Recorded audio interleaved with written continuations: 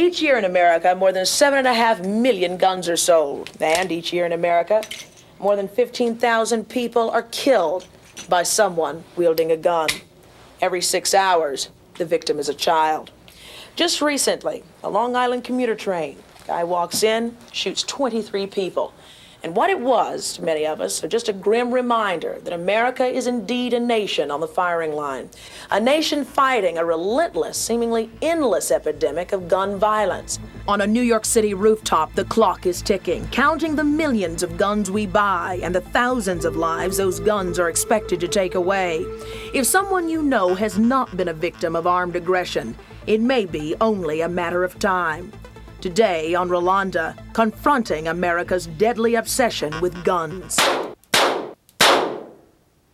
Hello, everyone. I'm Rolonda Watson. We're calling this show today a wake-up call for America. It seems as though the headlines are the same everywhere you go. I don't care whether it's in a major city or in a quiet suburban neighborhood. None of us seems to be able to escape the rise in gun violence. And with each new crime comes another outcry for and against gun control. My first two guests know firsthand the kind of carnage that gun violence brings. Thomas McDermott was recently a passenger of the 533 Long Island Railroad train when an enraged Colin Ferguson opened fire, killing 6 people and injuring more than 20 others. I also want you to meet Susanna Gracia, to watch both of her parents murdered in a massacre at Luby's Cafeteria in Killeen, Texas, back in 1991. These are stories that have riveted all of us. We're awfully lucky that the both of you are alive. We're awfully lucky to have both of you here with us today. Thank you so much for joining us.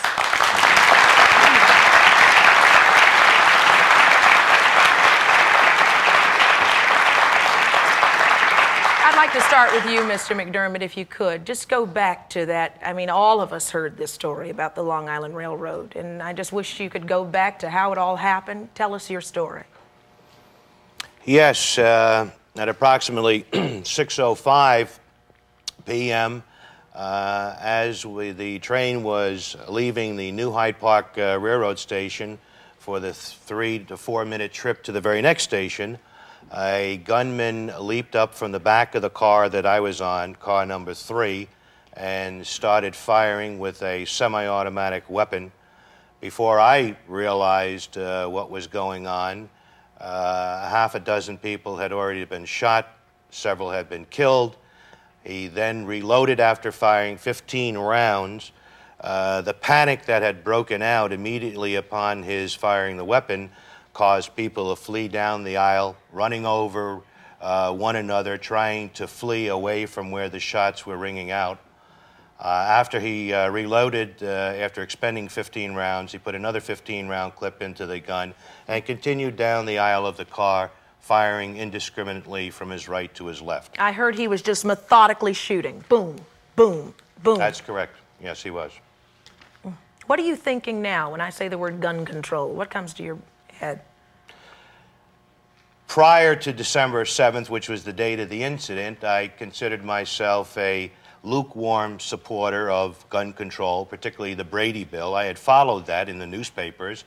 I was glad when it was signed by the president into law, but again, lukewarm in favor of anything that might cut down, diminish the amount of violence that is occurring in this country as a result of the use of handguns particularly. Mm-hmm.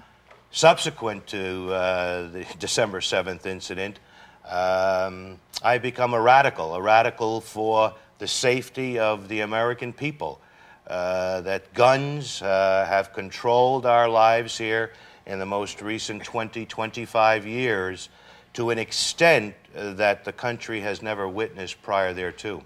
I bet you had never witnessed anything like that in your life either. I had not been in a death chamber such as this railroad car was, even though I had served a tour in Vietnam some 24 years earlier.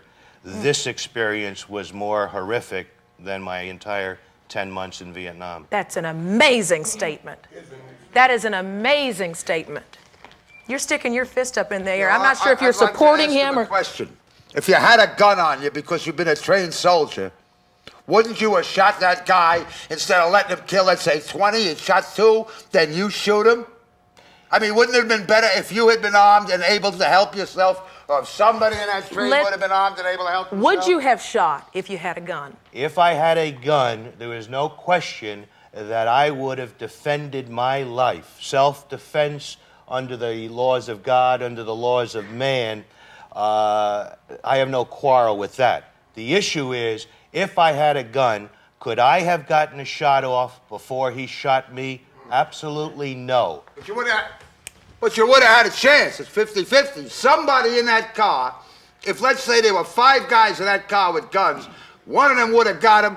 Maybe he would have shot 3 people and then been shot. He just couldn't have gone on until he was like totally out of ammunition or fell down or something. So what were you saying? I'm saying we need more people with guns, legitimate people with guns, honest people with guns, and defend yourself. And you agree? Yes. The first man who was shot didn't have a prayer. I'm sorry, I can't hear you. The first man who was shot didn't have a prayer. If someone behind him would have been armed legally, registered, licensed handgun, trained to use it, he would have been stopped, and there would have been a lot less death. I'm sorry, all of this has scared me. What is this, the Wild Wild West again? I mean, you know... Let me set the record straight, Rolonda, with respect to that gentleman's question. The first 15 rounds that this assassin fired were at the back of the heads and from behind of all of those individuals. They did not have a chance whether they were armed or not. And you say what? I wanted to know, did anyone try and restrain him? I know. Here's a guy walking down, boom, boom, boom. Nobody's got a gun but him. What kind of restraint? The restraint we're talking about is gun control. Let's go to our next story right now before we get too far off on this, because we want to continue this conversation. Susanna, let's go back to 1991, another story that riveted us. Luby's Cafeteria. Both of your parents murdered. What happened? To tell you that, I need to tell you, first of all, I didn't grow up in a house with guns. Okay, I didn't grow up in a violent neighborhood, had never been around violence. I personally abhor hunting.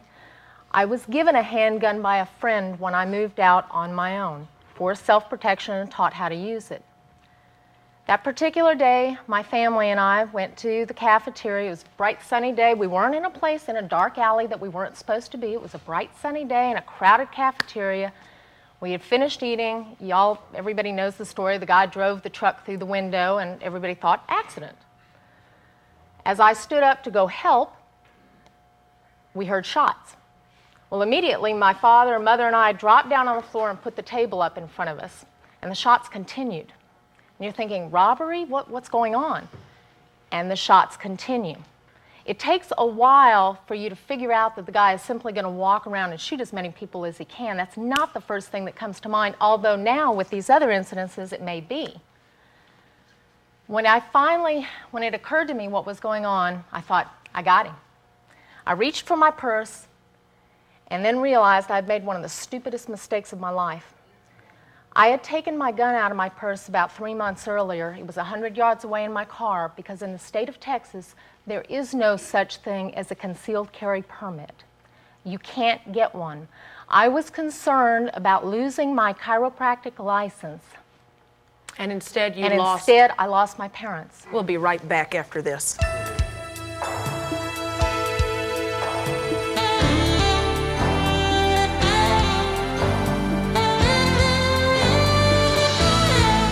I hate their lifestyle. Gay rights, gay hatred. Don't miss the next Rolonda.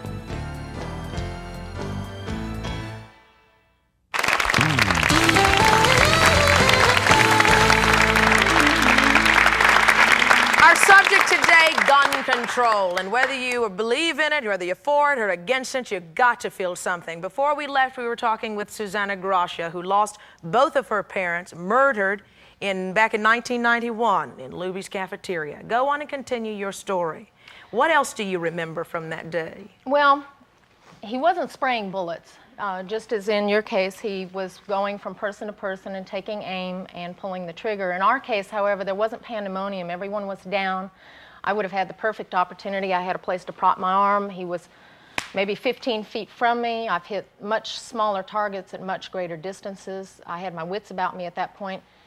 At that point, though, my father started raising up, saying, I got to do something, I got to do something. He's going to kill everybody in here. And he saw a moment that he thought he could charge him and take him. But in our case, he saw him coming from 10 feet away and shot my father in the chest. He went down, he was still conscious. Making a long story short, when I had an opportunity to get out, when the guy had changed directions, my mother opted not to go with me. And they had just had their 47th wedding anniversary, and she wasn't going anywhere. Xana. And she went out, and the cops told me she was cradling my father's head when this guy came around and shot her. Sweetheart, I'm so sorry. Well, the point is, I just can't begin to explain to y'all that when you need it now. You don't need it 100 yards away or in a locked cabinet. I would much rather be sitting in jail. I would much rather be sitting in jail right now with a felony offense on my head for carrying that gun and have my parents alive. That's the way it is. Everybody knows, you know, that sign that they have up in here in New York, I think it is, with that's ticking off the deaths. It's called the death clock here in Times Square. Almost everybody here knows that most of those deaths are occurring from previously convicted violent offenders that have been let out of jail. If we're going to do something about the violence, let's get their butts back in jail and keep them there. Over here. Go on. She is so correct. Like the mental institution, we have these mental patients who are out and they are toting guns, and the same thing with the youth. Today it's violence, violence, violence. I carry a gun myself to protect myself, although I do not have a license, but I'm going to shoot instead of being shot. Now, wait a minute. Now, there's some who say that you're a criminal yourself. Well, it just have to be that way. You know, we were talking during the break earlier, and somebody said, you know, it used to be that just one person would get shot and you'd hear it in the news. Now you're hearing about shooting sprees where 20 people go down. A gun is not a guarantee. It never is, but it changes the odds. For what you said before, I think that the death penalty should be brought back to New York and just kill these animals. Fry them all. You know, if they've got something bad before, they should stay there. I have two things to say. One is, it may sound like a strange thing to say, but at least your father had an honorable death. If I was going to go, it would be trying to save somebody else, and at least your mother had the courage not to leave his side, even though she was in danger. Okay, so they have that to their credit. But let's look at statistics. Let's look at facts here. What are we going to do? Arm everybody with guns? Let's look at Switzerland. No. 10 people a year get murdered by guns. If the guns aren't there, they got to use a baseball bat. I'd rather have a baseball bat coming at me than 9mm any day. Wait a minute. I understand what you're saying, and your heart is in the right place. I truly do understand. But in all honesty, do you really believe that another law is going to get guns off the street? I mean, look, we've got laws for drugs. Question. They're everywhere. Question. One at a time, please. I know this is an emotional issue. I want people to hear what you're thinking. Go on. This is a statement. I'm horrified to hear everyone encourage the use of guns. It's like a bunch of children saying, well, if I have one toy, I must have two. If someone else has two, I have to have three. I think we said it a little bit earlier. You need to work with the person, solve the solution, not put a Band-Aid on it. And having more guns on the street is not going to solve the solution. It's just going to have a whole bunch of people out there scared to death that probably don't know how to use guns, and it may accidentally come off. Okay. Yeah, I agree with the sister here, because people, you know, if you have guns, that's not going to solve the problem, because most likely you're not going to run into the crazed shooter. Most likely you're going to be carrying your gun, and then you're going to get into a bar fight, or you're going to be drinking a little bit. Look, what scares me is two people who agree carrying guns, and I'm caught in the middle. Exactly. And what about all the children? One child every 6 hours in this country goes down by a bullet, caught in the crossfire. How many times do we hear those stories right here in New York City? Again, you're looking at violent offenders where the majority of that's occurring. And if we can take them off the street, Let me respond to that, please. Ferguson had no criminal record other than a minor violation. But that's the exception, just as That's Hennard not the exception. was. That's not the exception. You're saying that most of the gun violence is not Last evening here in New York, 2 young 18-year-old boys were taken at gunpoint. They were taken to a lonely road. One boy was assassinated. The other boy survived. That was by a gunman with a handgun who was a third-year pre-med college student in South Carolina with an unblemished record, to the extent that his neighbors said they were in total shock that this human being would act in the manner that he did. We cannot legislate against somebody who suddenly Hold on a goes second. When we psychotic. come back, I want you to meet this lady, a mother of 5 who packs a pistol. She's going to tell you why. Right back.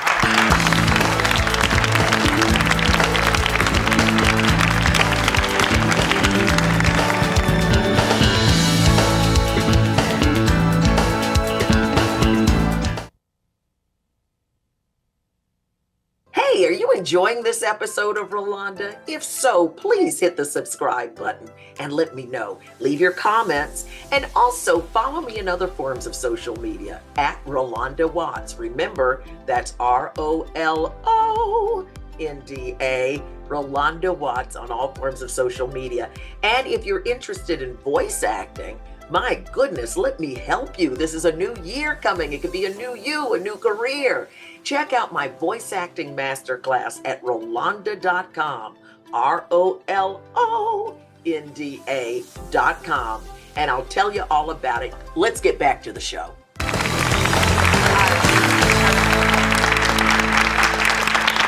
back and we're talking about gun control today, and as we were doing our research for this particular show, we ran across some fascinating facts. Namely, check this one out. There are 211 million firearms in this country. That is enough to arm every single adult and more than half the children of this land. I want you to meet now a mother of 5 children. Introduce yourself and tell us about the pistol that you pack. Hi, I'm Irene Messina, and I have a collection of firearms, mostly out of necessity and protection, and there's a story behind that. A few years ago, my husband was coming home with one of our younger boys, who was 13 at the time, and we happened to live in a nice neighborhood in Long Island, and some out-of-towners were cruising the neighborhood looking for nice cars to take. They cut off my husband, one of the guys got out of the car, pointed a 9mm at the windshield. My husband decided he wasn't going to stay there because our son was in the car, told my son to duck, backed up to the intersection. At that point, the gunman fired 3 rounds into the car, hit it 3 times. My husband then luckily had a cellular phone, called the police station in our neighborhood, and immediately headed towards the police station. They were picked up heading out of the town, and after a long, involved chase, their car overturned and 4 men got out. They were apprehended. My son and my husband both were able to pick out the shooter on a lineup, and he did get convicted. But what happened to your life after that incident? My life was a little turned upside down. I had a very traumatized son who was terrified, who was locking himself in his room, barricading his door, the window, fearing that this man was going to come out, find out where we lived, and come and kill all of us, his 4 other brothers, our family. The dogs had to sleep with him. He was so traumatized. It was just unbelievable. And so Mama did what? Well, I decided, when it comes down to it, according to the law, the police are there to protect the general public. They're really not there to protect you as a person. I started thinking about this, and I said, you know, what if the police can't come to my house when I need them right then? Who's going to protect me? Who's going to protect my family? I decided I would take on that responsibility as a mother, a caring parent, and a good wife, and arm myself and protect my home against anybody who didn't belong there. And isn't that the American way? Yes. Hello? This nation was founded where every able-bodied head of the house had a pistol behind the door, ready to go. And now 51% of our families are headed by women. Do we get a gun? Absolutely. I want you to meet now. Thank you so much for your story. I appreciate that. Joining us now is Roy Innis. He's the president of CORE, the Congress of Racial Equality. Roy says that gun control laws only take guns out of the hands of decent people who want to defend themselves. Also joining us is Richard Aburn. He's the president of Handgun Control Incorporated. That's an organization founded by Sarah and James Brady. Their organization, of course, says that the Brady bill was just the beginning of gun control legislation. Thank you, gentlemen, for joining us today.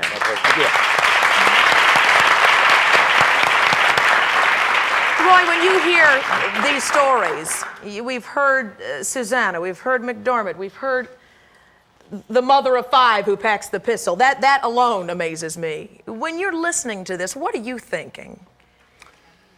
Let me say, Rolonda, before hearing the first segment of your program, and based on what I've been hearing, the hype, the media hype in the last couple of weeks, 2-3 weeks, since your tragic situation in Long Island, I reflected on the Shakespeare statement when Mark Antony said that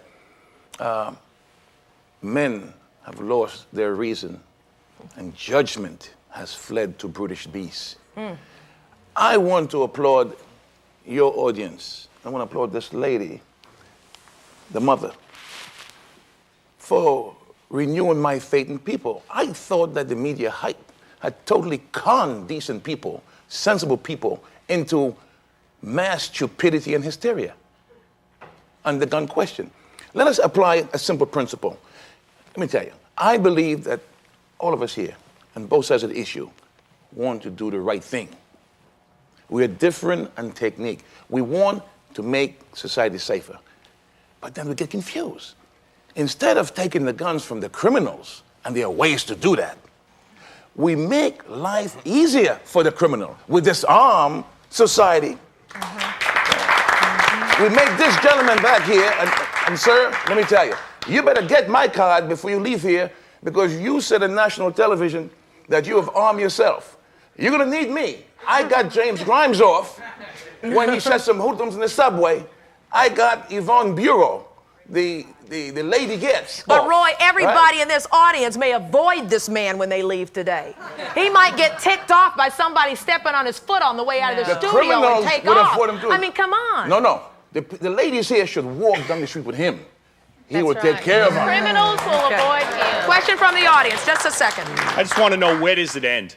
Does it end at the point where everybody in a public place, there's at least 2 handguns in every public place? Do we end at the point where the gentleman was saying, wouldn't it be better if somebody on that train had a gun? Somebody on a train did have a gun. And the problem is that there wasn't somebody checking at the door to make sure that there were at least 2 competent adults with a gun. Wrong. Where does it end? Wrong. Do we have to arm everybody in the society? No, you don't. Do you have to redistribute 250 million guns to every adult in the United States? That's media hysteria. You don't have to do that. Just one person. 3 brave young men. 3 brave young men finally was able, after 30 shots were discharged, after 23 people were hit, this man included, after 6 people who eventually died, 3 brave young men took the chance to jump this lunatic. Lunatics will always get a weapon. There are over 20,000 gun laws in this country. The lunatics will get a gun. The Brady bill didn't keep Colin Ferguson from getting a gun. The criminals will always get a gun. We must have balance. We're disarming America, and we are allowing hoodlums all over the world to arm themselves. And we'll be right back after this. Richard Abrams.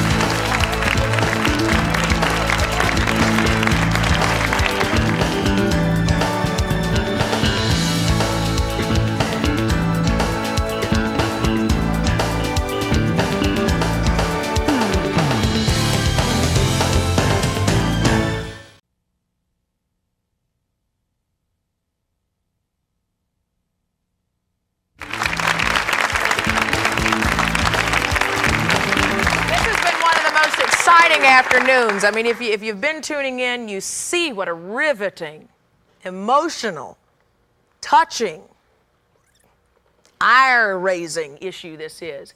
We're talking about gun control today. Richard Abrams, you're one of our guests here. You must be awfully happy about the passage of the Brady bill. I'm thrilled, absolutely. The passage of the Brady bill is the first step in a major effort to reform the gun laws in this country. Although I must say to you and your audience, I am sad to hear the sort of discussion that's going on, because somehow we have made the issue, should people carry guns for self-defense, the gun control issue, when in fact they're totally separate issues. Gun control is an effort to reduce the number of illegal guns in circulation. That's what gun control is. Gun control is a crime-fighting mechanism. The issue of whether or not people should carry guns for self-defense is a wholly separate issue. I must tell you that if you want to take out all the hysteria, Roy, the data is overwhelming that people should not carry guns for self-defense because you are far more likely to be killed with that gun that you use for self-defense or use it to kill a loved one than you are to use it successfully in an act of self-defense. And you say what? And for people who are saying that women are going out and grabbing guns, the New York Times today has reported that over 80% of the women surrendering guns, over 80% of the people surrendering guns in buybacks are women because women understand the intrinsic dangers of having guns in the home. Wait a minute. Try saying that to our mom here. I will. Stand up. What do you have to say about that, Ari? Well, it just makes me wonder, why is it that cities like New York City and even New York State with the stringent gun control laws that we have, the pistol licensing which takes 6 months and background checks and a lot of rigmarole and fingerprinting and everything, and cities like Washington, D.C.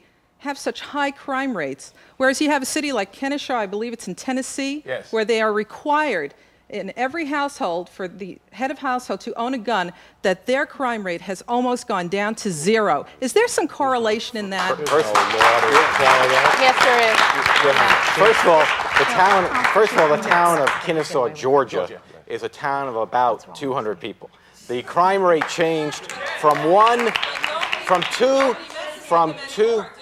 2 to 1. That was the differential in the crime rate, and that accounted for this dramatic change. And the town, wait, don't you interrupt. I didn't interrupt you. You hold on. And the town folks themselves said it was outrageous that they would in any way be required to carry a deadly weapon. And they have rejected it, and the year they rejected it, guess what? The crime rate still went down. Question. It went from 3 to 2 to 1.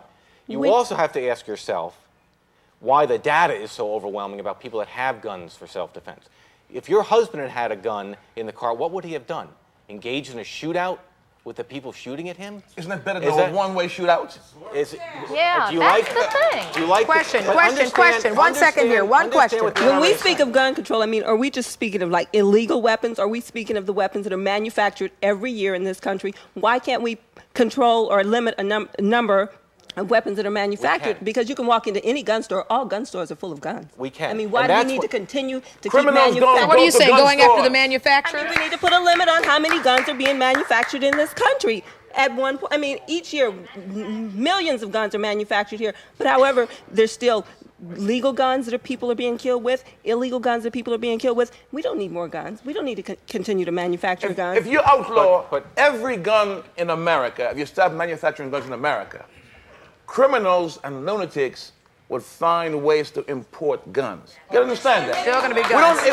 We do not It's difficult for them to get guns if you have to import it. Not when you can just walk down the street and buy a gun. If you have to import it, it takes more time. One at a time, it's not as please. One at a easily time. accessible when you have to import it. It becomes difficult only for the decent citizen. The criminals would always have a gun. The lunatics would always have a gun. There's a man in New York City who is changing this skyline. In Times Square, he has erected something called a death clock, keeping a number of guns, keeping a number of deaths. We're going to talk to him next.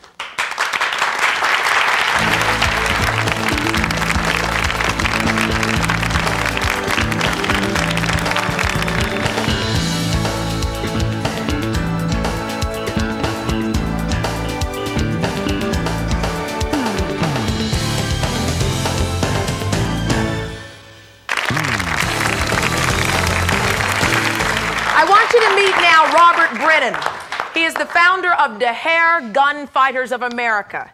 He is also the man behind the new death clock that recently went up in Times Square. And I have to tell you, I was driving through Times Square and I was rather impressed with the move that you made. What was the whole story behind this death clock? Well, I like a lot of people in this country have just gone to a point where I'm fed up with seeing the first 3 or 4 lead stories on the news every night or reading in the newspaper every morning to be accounts of people who have lost someone dear, a loved one, a family member, a friend. I know the pain of loss, of losing someone quickly. My brother was was shot and killed 25 years ago, and my mother died the day he was buried from the grief of it all. So I know what that loss is like on a personal level, but what has motivated me is what's going on today, not to try to rewrite history from 25 years ago, but what's happening today throughout this country. We have in circulation right now over 200 million guns that are privately owned and used, that last year resulted in the death of over 35,000 Americans. What's even more frightening, though, is that we're manufacturing and putting into the marketplace a new gun every 5.5 seconds, killing Americans once every 14 minutes. These are statistics that are horrible, frightening, but they have not just economic impacts, they have social impacts, they have impacts tearing families apart, making it a frightening experience to want to sit out on your porch. We see our kids that have such ease of availability and accessibility of guns that in addition to packing some milk to go to school, you pack a gun in your book bag. Let me introduce you now to Mr. Morales here, Jay Morales. Jay, I want you to show everybody your arm. This man is healing from a gunshot wound. You want to see a gunshot wound? There's one. Tell us your story. I was coming home from work. I live in Staten Island. I was 3 blocks away from my house at a red light when I became a victim of a carjacking. The guy who wanted my car, or I guess my money, I didn't give him a chance. He shot me. He got caught. He's 14 years old. He just got offered 18 months. He'd probably do 6 months out of it. So I think we need tougher laws. Has your life changed?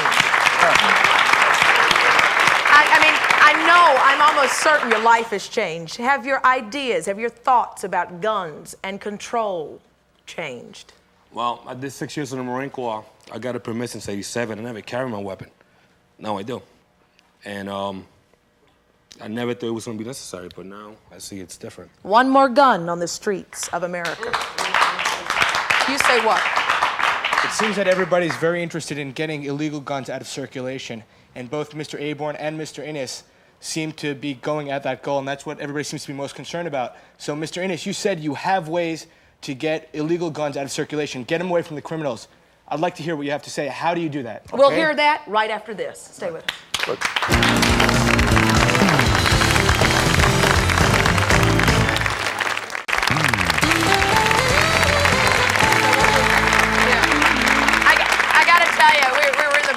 And we were sitting here talking about other statistics in other countries. We were looking over this. In 1990, handguns were used to murder 13 people in Sweden, 87 people in Japan, 10 people in Australia, 22 people in Great Britain, and 10,567 people in the United States of America.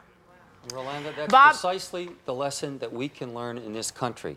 Just look a little bit off of our own shores, and we can see that nations that are just as sophisticated, just as developed, and just as civilized as us have had a much better experience because they have sensible and reasonable gun control legislation. And it isn't because the people in those countries have less of a need or a propensity to want to commit crimes. It's they have less availability and access to guns. They have less freedom, is what he's saying. They have less freedom. That's something that isn't brought up at these things because it's not politically There's no Bill of correct. Rights in those places. Okay. Of course There's no Bill of Rights, and the reason Try is and because use if some you remember, rationality. when we first set up the Bill of Rights, and a lot of you people, if you think back, you remember that term, a system of checks and balances? That was one of the systems that was for us to be able to protect ourselves against our government. That's not brought up anymore. And if you don't think it happens, just look across the ocean. It happens every while day. we're on the subject of numbers, when we're showing the death clock in some of our video here, there's a number that says 220 million handguns. Yes. We have used the figure 211 million. I know that's being very particular here. But in terms of facts, is it because we really don't know how many guns there are? We know there are over 200 million. But what is the best statistics come from the FBI and the Bureau of Alcohol, Tobacco, and Firearms, and they generally report now that there's in excess of 210 million guns in circulation right now and growing at an alarming rate. So nobody knows exactly because there are an awful lot of guns that are also brought in and or manufactured in this country illegally. Okay. Wait. The critical number that is ignored by your dead clock is the number for the life clock. And I will hope that I can appeal to you to put up side by side with your death clock, the life clock, to show how many lives were saved by the gun. And Aver, you say How what? many people saved And you their lives? say Let's what? look at that number. There are two responses. First of all, we don't know how many guns there are in the Quiet, country. please. We don't know how many guns there are in the country because we do not register guns in this country and we do not license people before they get guns. It is ludicrous that we don't know how many guns there are in this country, number one. Number two, it is ludicrous we don't license people before we give them guns. Number three, it is ludicrous we don't put them through a mandatory safety training course before we give them guns. It is ludicrous that you can walk into a gun shop and buy 100 or 200 guns at one time and all the rounds of ammunition you want at any one time. And let me just answer Roy's number. You want to put up the clock? Go right ahead. Last year, there were in excess of 30,000 people killed with handguns in this country. You know how many justifiable homicides there were with handguns? How many? 292. Because most of the time you don't have to use it. They show it. He's They missing the show point. it. He's I get missing the letters point. every day from people who say, thank you for doing something because this happened to me. All I did was take my gun out and the guy went the other way. Exactly. And we'll be That's a right large back number. with more after this.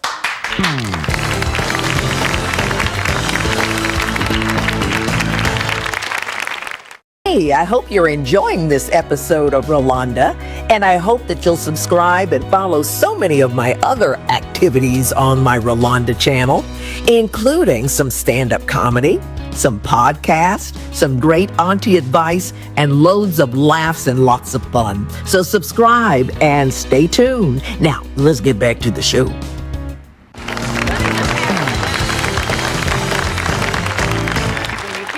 Passage of the Brady bill.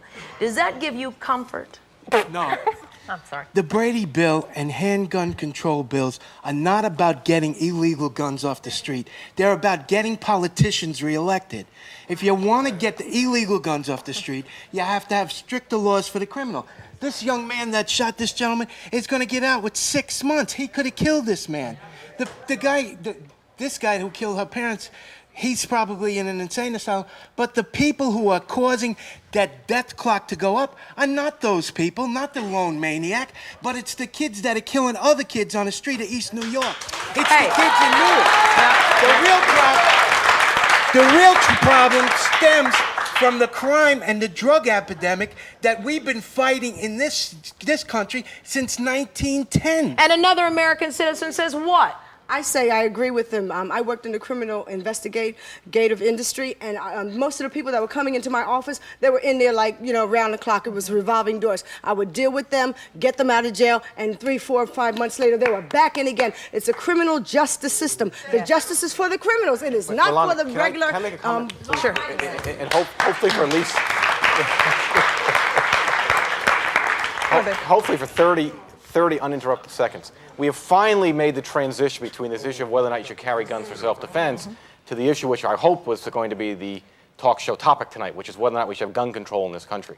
We can have criminal justice reform, ma'am, and we need to have criminal justice reform.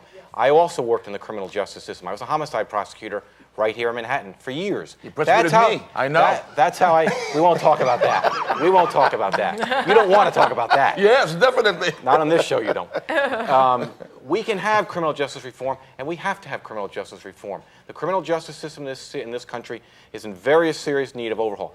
But at the same time, we are sufficiently sophisticated and have sufficient resources to have a very vigorous debate about gun control and reduce the number of illegal guns out there. That's what gun control is about. It's not about getting politicians elected. I left a very successful law practice to do this. I'm not running for office, believe me. It is a matter of whether or not we can reduce the number of illegal guns out there. What do you have to say? To your distinguished panel, all of you who have lost someone, and to anyone in the audience who has lost a friend, a loved one, with all due respects, I think the government is targeting the wrong issues. There's nowhere on God's earth you're going to be able to keep guns off the streets. There's no way you're going to be able to control them. What we need to do, in part what you said, Mr. Ennis, is revamp our correctional and penal institutions. And we'll be right back after this.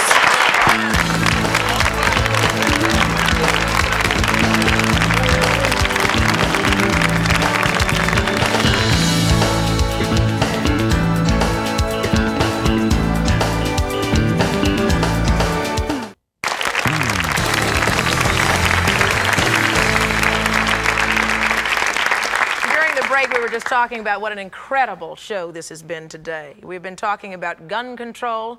And before we say goodbye, I had someone who's joining us from Los Angeles who you might have heard about. Fernando Mateo is someone who has caught the attention of this entire nation in the last few weeks. Fernando started a program in New York City. It's called Toys for Guns. And Fernando, I bet you had no idea what a national phenomena your move would make. I know you're being out there in LA, looking awfully handsome here because you are being recognized as an image maker, someone who's making a difference in this nation. Tell us what your project was all about and what the response has been. The response has been overwhelming. I never thought that we were going to get the response that we've gotten. As of today, about 3 o'clock, we had received close to 1,500 firearms, an arsenal, Uzis, submachine guns, 9mm, 45 automatics, you name them, we've got them. I'm sorry, Fernando, go back so for those of us in the nation who may not know what this is. Explain what your project was and how it came about.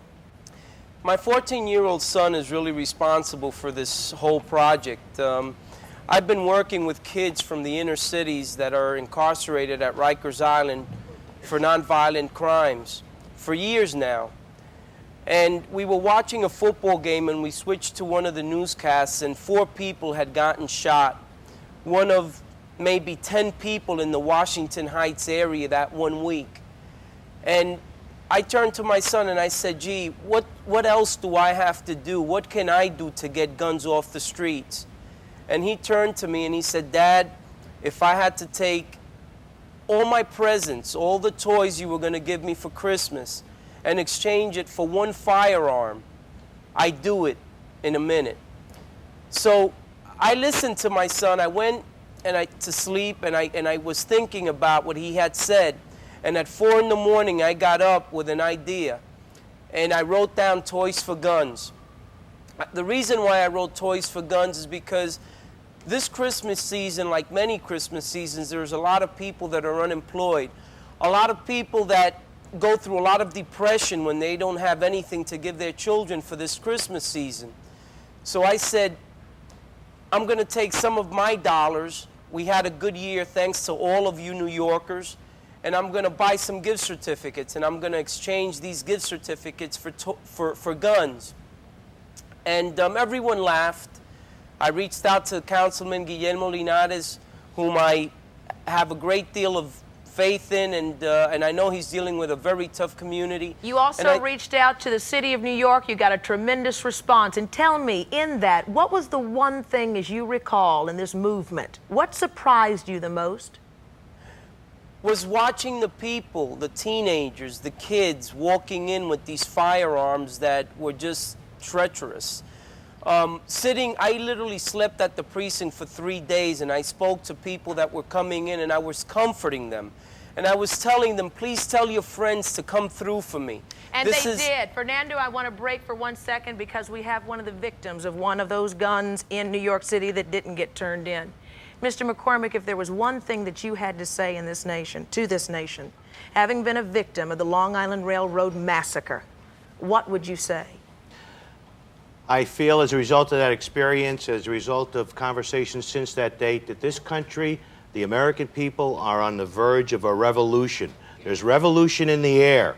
We are either going to arm every American citizen in this country from age 10 to 80 with a handgun and then live under the laws of the jungle, or we are going to take the laws of a civilized society, apply them in a strict fashion, enforce them as much as we can, and do something about getting the weapons of death out of the hands of Americans. Thank you.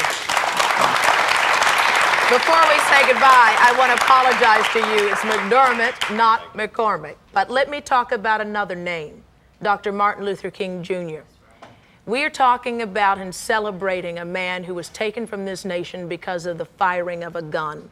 Whatever you do, do something to keep our children and our nation safe. And I want to thank you all for joining us today. Go out and do something.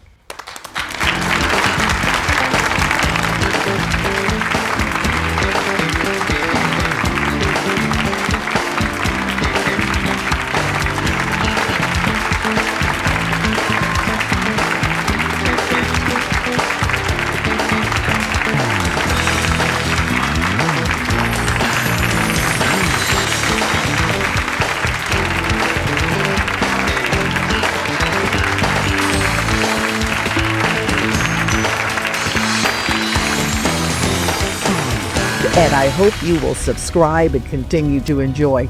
Just wanted to let you know that my voice acting masterclass is now digital. If you are somebody who's interested in being a voice actor, please go check it out. Go to Rolonda.com, Rolonda.com. That's my website, and you can check out all the details and even enroll in my voice acting masterclass. Hey, you'll never know how good you are until you try.